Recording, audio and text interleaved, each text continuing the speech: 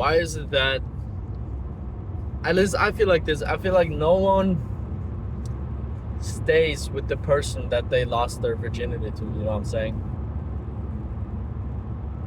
And I mean, I guess that is because not most people, but a lot of people lose it in like high school or something. So they lose their virginity to like a bop who just like becomes sex obsessed or something. And this goes for like girls too, I guess. I feel like a lot of girls and guys don't stay with the person that they lost their virginity to. There are only a couple cases where I've heard that people from like middle school have stayed together and then got married and then been together their whole life. That's some rare ass cases. Being with a person you met in middle school and then being mature enough to stay together and be married for the rest of your life to that person is a lot of commitment. But it's probably most definitely worth it with the right person, you know what I'm saying? And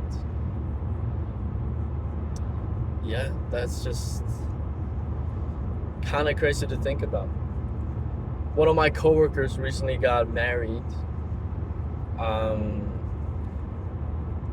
He's like 20 something. He's like 25 or something. I don't know. He's pretty young. And he's like married. He doesn't have kids or like his own house yet with his wife, but I don't know. It's just kind of. I'm getting to that age where I see people around me being married, having kids. No, I'm lying. I'm totally lying.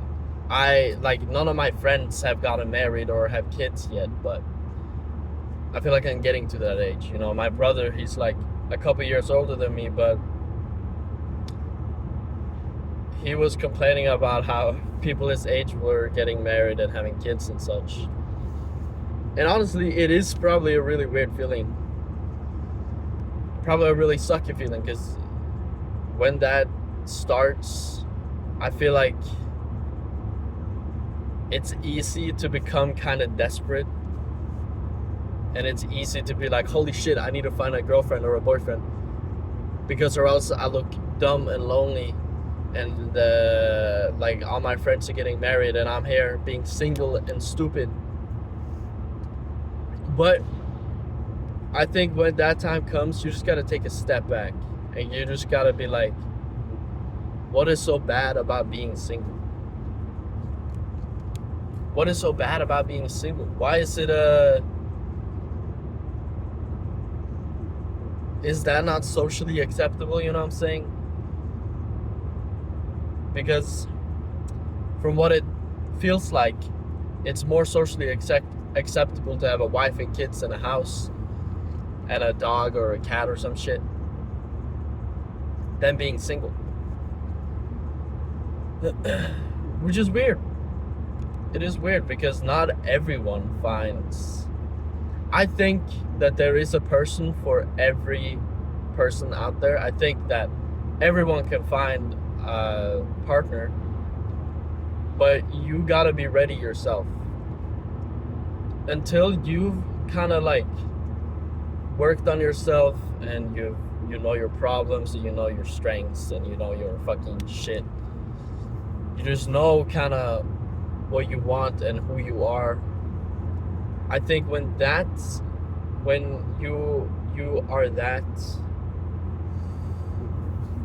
you know yourself like that and you worked on yourself, I think then there's a higher chance of you like finding a good partner. You know, people say like it's gonna be okay, the right person will come along at one point and you will fall madly in love and you will instantly be married to this person. But I don't think that there ever is gonna be a person that just comes along and is like, that's your wife, you know what I'm saying? But because you got to put yourself out there, and I feel like that message, when it's like the right person will come, I feel like that just says you don't need to do anything. You just need to keep on working on yourself, and then the right person will just spawn in, like Minecraft. Fuck, I've been playing so much Minecraft, man, but it's so fire. I'm playing the create mod with my friends, and I created a fucking elevator. Yeah, it wasn't that hard. It was just kind of fucky to get right. I had to because I use windmill power, and I had to use the cogwheels to kind of extract the power to get more speed from it. So I got more stress units. Who cares? I don't care. No one cares about this, but I'm just saying. But I don't think the right person will just spawn in. I think you need to, once you've worked on yourself, physically and mentally, I think that's when you need to work on your social game, your social skills. And that's maybe the harder part. I've improved on this greatly in the past years. Since I was 15, I remember I was in school in 8th grade. Maybe I was 14. And we were gonna have a presentation about a book we had read in class that our teacher read out loud, and was reading in front of the whole class. But I hadn't been paying attention because I was a foreign kid, and I didn't really care what the teacher was saying, because I wanted to be nonchalant, and I wanted to be nah, I don't care. I don't even care about this, because I don't even care about school or anything like that, because I'm just so laid back and so cool and chill. But that led to me not understanding what the fuck the book was about. And when we were gonna present, I think we all got a chapter where we're gonna summarize or something.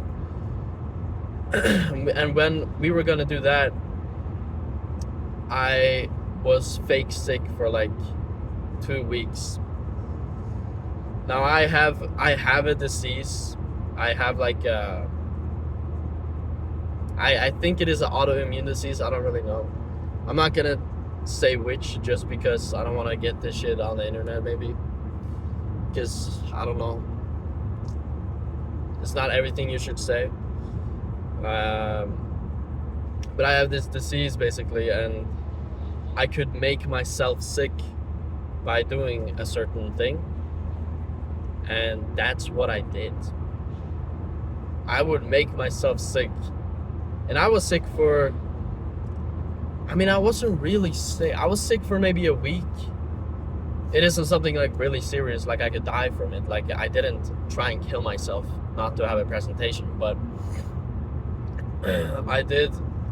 I was sick for a week, and then when I got back to school, one of my friends was like, "Are you ready for your presentation?" And I was like, I was stressing the fuck out.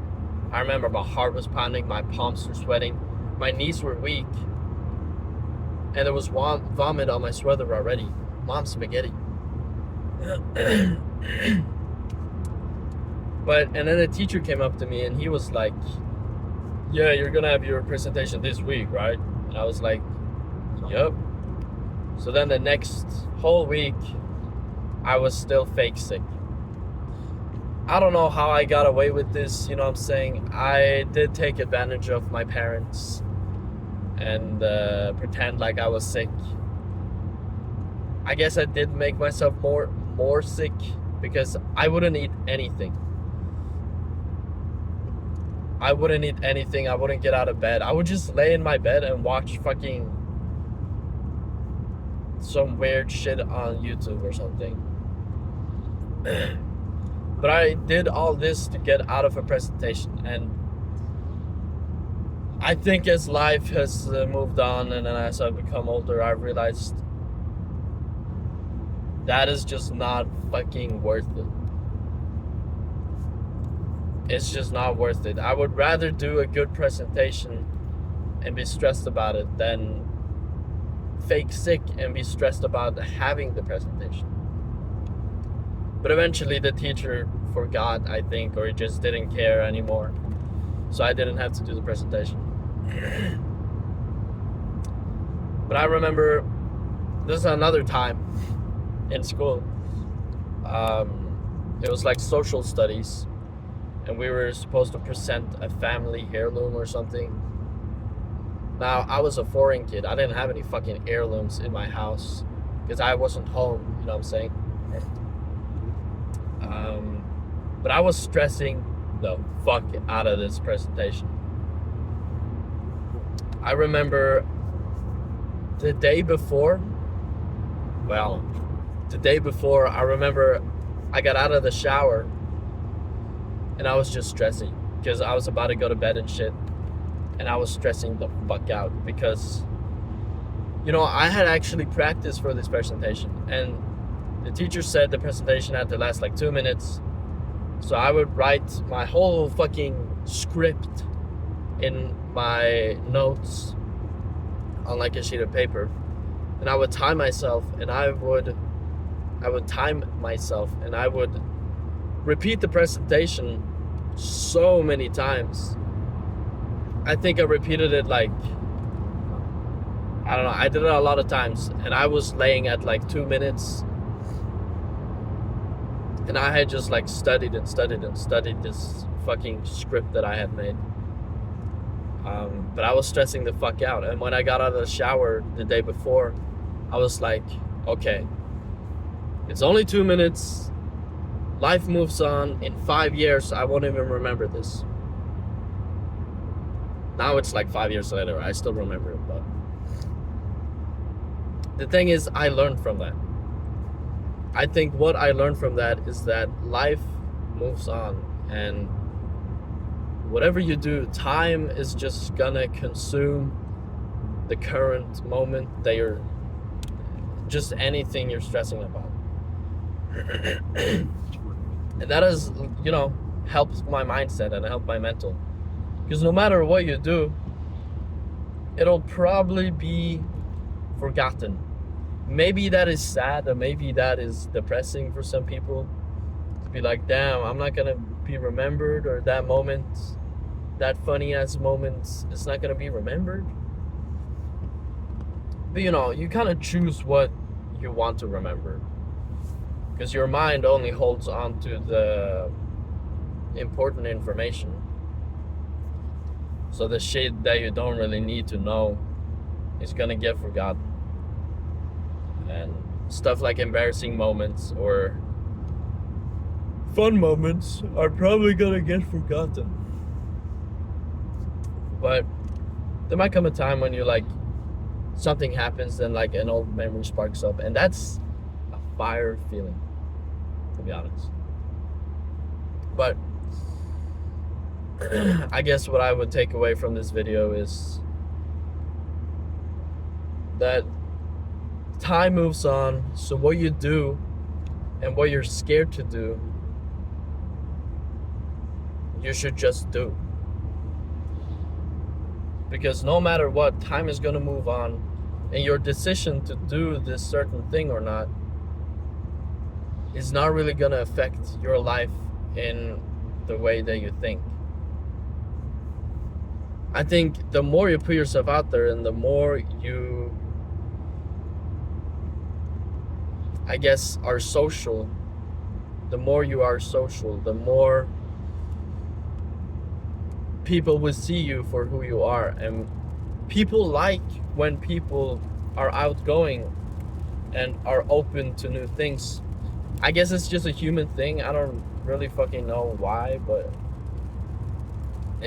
yeah, it's just kind of how it is. But anyways, it's fucking early in the morning. It's like 7 in the morning. I've been driving for like 30 minutes now. But I just wanted to kind of make a video.